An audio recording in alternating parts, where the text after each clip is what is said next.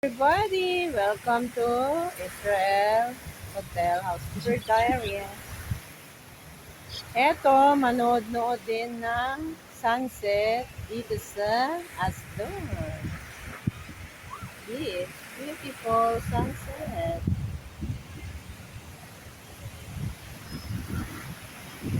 At pulihin mo ang sunset.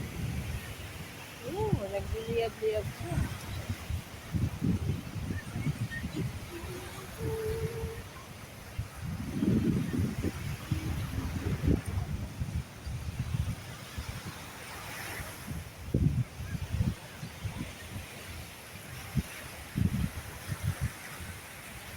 Nasa akin na ang bolang, parang yung araw, para siyang dimension, daanan. Baka nakikita ko dito parang ano, langit.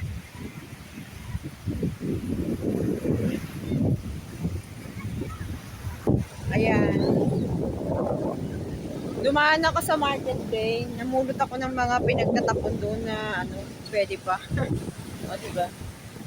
Maganda dito mamili, lalo na kung malakas kang kumain ng gulay, mura dito. Pag Wednesday, hanggang alas 7 sila ng gabi.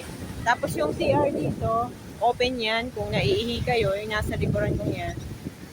Open yan hanggang alas 8 ng gabi. Tinanong ko na lang. Okay? Bakit mo ko pinalalabas? Sabi niya, naglilinis ako eh. Akala ko sarado na, ihing-ihi na ako. Pakita ko muna sa inyo yung sunset. Paligid ko muna. Dito sa Asdod. Shoutout kay Mary Ann. Binigay niya yung dress na to sa akin. Kasi resign na daw siya. Balita ako. Ngayon, mahaba yung laylayan. Makikita lahat ng kaluluwa ko.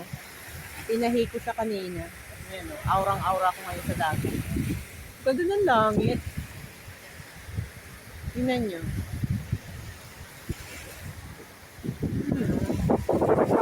Parang may nagbabantay na anghel dito sa Asdod. Hindi nakita naman yung magandang isa. Padaan muna tayo sa sunset. Si Lola talaga oh. Kasi yung area na to para kay Lola. Kukunin ko sana ng video. Doon siya umaaura eh.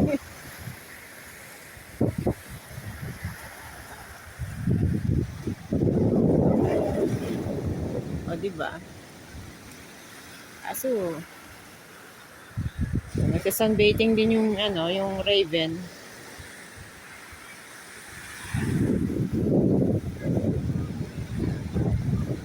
Kakaiba talaga ang ulap dito sa Asdod. Parang mga kamay.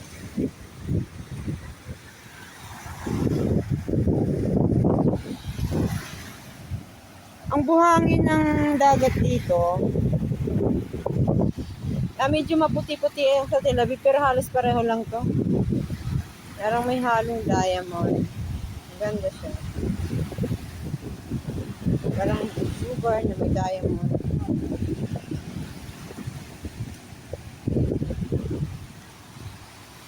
Babad ko sana yung pa ako, kaso baka lamigin ako. Pwede naman. Babad ko kaya muna.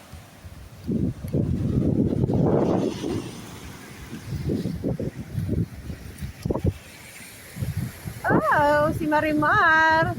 May nakita ako doon sa market day sa Korea, tawag yan Changnal Day. May gantong kwintas doon, siguro 5 shekel lang. Ganun lang hilig ko. Hindi ako mahilig sa mga ginto-ginto. Mga mumurahing kwintas lang ako. Diba?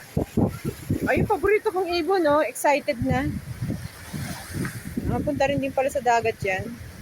Yung tumatawang ibon sa umaga. Dilawan tuka, dilawang pa, tapos mahalak siya. Nangunguha din, namumulot din siya ng mga tapon-tapon. Katulad ko rin sila. Nangunguha ng mga tapon-tapon. Malay nyo, may magtapon na kayong Ganda.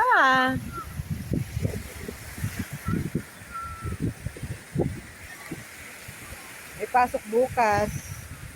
Nung oras na, sasakay ako ng bus alas 9 na. Mamaya pupunta ko sa gulayan. Mga nagtatapon daw doon ng mga gulay-gulay at putas. Ganda ng barko, oh.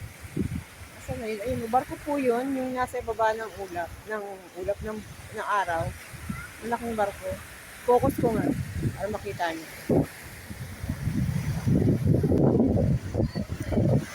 Ayan.